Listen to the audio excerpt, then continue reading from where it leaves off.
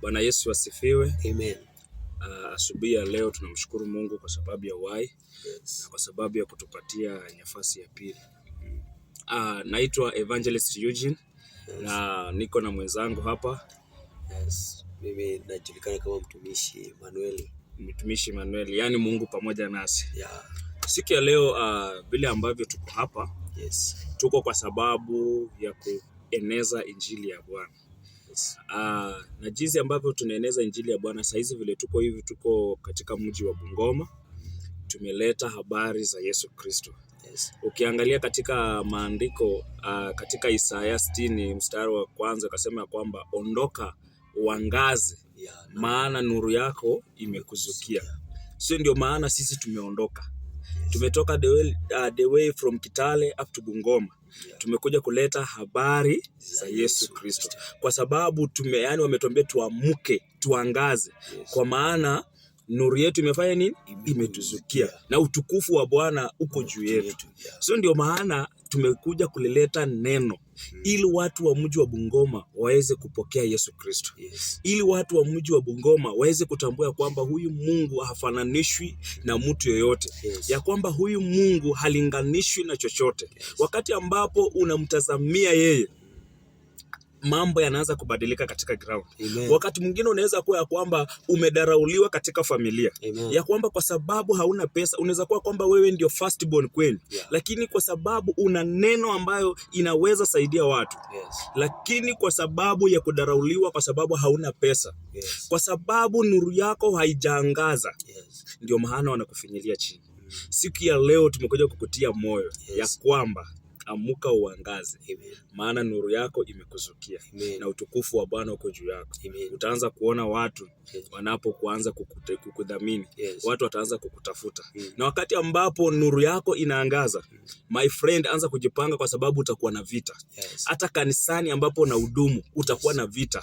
Hata ule mchungaji ambaye ako na wewe, yes, atakuwa na vita juu yako. Yes. Kwa sababu nuru yako itakuwa imeangaza. Yes. My good people, believe me, ama utuamini ya kwamba siku ya leo tunasema hivi, wakati ambapo nuru yako inang'aa, yes, na mchungaji anaanza kukupiga vita, na hata kupiga vita indirect, atakupiga vita kutumia viongozi wengine, yes, atakupiga vita kutumia watu wengine. Amen. Atataka kukufukuza akwambie toka hapa, lakini atatumia viongozi wengine. Kwa sababu gani? Nuru yako imeng'aa.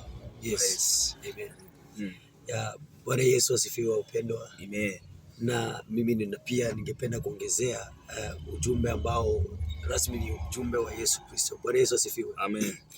Unajua mtumishi, chochote ambacho kiko katika giza wakati mwingi hakitaonekana. Bwana Yesu asifiwe. Amen. Lakini neno la Mungu limekuja kututia moyo wakati linasema ondoka uende ukaangaze. Bwana Yesu asifiwe. Amen. Inamaanisha kwamba inataka tukae katika mwanga. Yes. Jina la Bwana litukuzwe. Amen. Chochote ambacho kiko gizani kimejificha, hakuna mtu akikuwa kwa umbali hawezi akakiona. Yes, it's true. Hivyo basi sisi tumetoka all the way from Kitale mpaka tumefika Bungoma kufikisha ujumbe huu. Bwana Yesu asifiwe. Amen.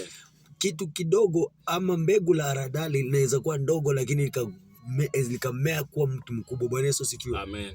Tumeanza kwa udogo, lakini kikubwa ambacho tunaamini kwamba Mungu anaweza kutufanyia kitu kikubwa. Bwana Yesu asifiwe. Amen. Na si mimi peke yangu ama na mtumishi, bali hata wewe ambaye unatutazama masaa kama haya. Yes. Kwa sababu kwa ule udogo ambao umeonekana kwamba wewe uko una udogo wako, kwa familia umeona kwamba wewe unajua katika familia mingi za Afrika, yeah, unapata kwamba mara mingi usipokuwa na pesa wewe haufahamiki katika familia, katika jamii. Lakini wacha nikuambie dada yangu, ndugu yangu, wewe ambaye umedharauliwa hauna kitu, wewe ambaye umedharauliwa ni kana kwamba hauna usemi katika familia. Yes. Siku ya leo nimekuja mahali hapa ama tumekuja mahali hapa kukufikishia ujumbe kwamba unaenda kuangaza katika viwango ambavyo watu watashangaa vimetokea wapi. Amen. Jina la Bwana litukuzwe. Amen. Hivyo basi tu ni wewe uamini kwamba Mungu anakusaidia, na usisimame kwa ile sehemu ambayo unaona kwamba sasa wamesema mimi siwezi. Yes. Siwezi kabisa.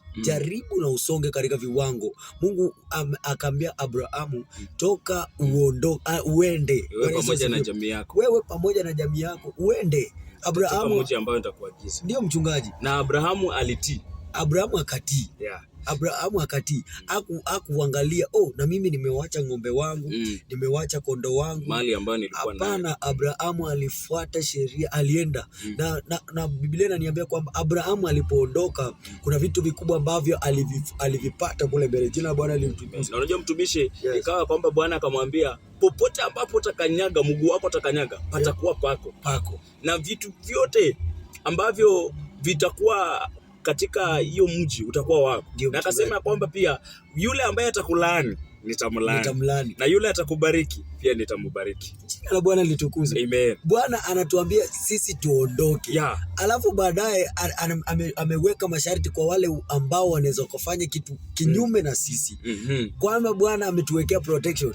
Chochote ambacho mwanadamu anaweza akapanga juu yetu, akiwezi kafaulu katika jina la Yesu. Amen. Chochote ambacho mwanadamu ama familia yako imepanga juu ya maisha yako, akiwezi faulu katika jina la Yesu. Amen. Kama wamekupangia magonjwa, kama wamekutupia uchawi, leo ninakuambia wewe, hakuna chochote ambacho kitafaulu katika jina la Yesu. Unaenda katika viwango vingine, unasonga katika maeneo mengine.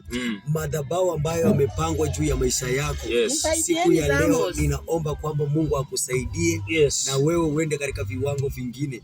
Madhabahu ambayo yanapangwa juu ya maisha yako, ninaamini kwamba Mungu anaenda kuondoa zile dilema katika jina la Yesu Kristo. Asante sana mchungaji, sijui kama unaweza ongezea kitu chochote. Vile ambavyo tu umesema ya kwamba wakati mwingine sauti ya Bwana wakati inakwambia kwamba ondoka, hata katika hayo madhabahu ambayo uko, wakati sauti ya Bwana inakwambia ondoka mahali pale, uende ambapo mahali sauti ya Mungu inakuagiza, my friend, ondoka. Kwa sababu ya kwamba Bwana, mahali sauti ya Bwana inakuambia, hapo ndiposa mahali ambapo baraka zako ziko.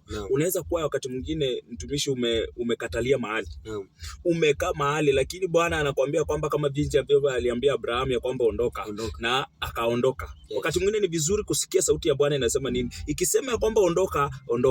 Ikisema ya kwamba salia mahali pale, salia mahali pale. Ndio maana ya kwamba Abrahamu wakati aliambiwa ondoka, naye aliondoka. Na huko ndipo ambapo Bwana alikutana na baraka zake. Amen. Na hiyo ndio wakati ambapo tumekuja tukisema ya kwamba neno la Bwana katika Isaya 60 mstari wa kwanza ikasema kwamba ondoka uangaze, maana nuru yako imekuzukia. Ndio maana sisi tumeondoka tuangaze, kwa maana nuru ya Bwana imetukuzukia na utukufu wa Bwana uko juu yetu. Mungu wa amani awabariki sana na awatie nguvu. Be blessed. Amen.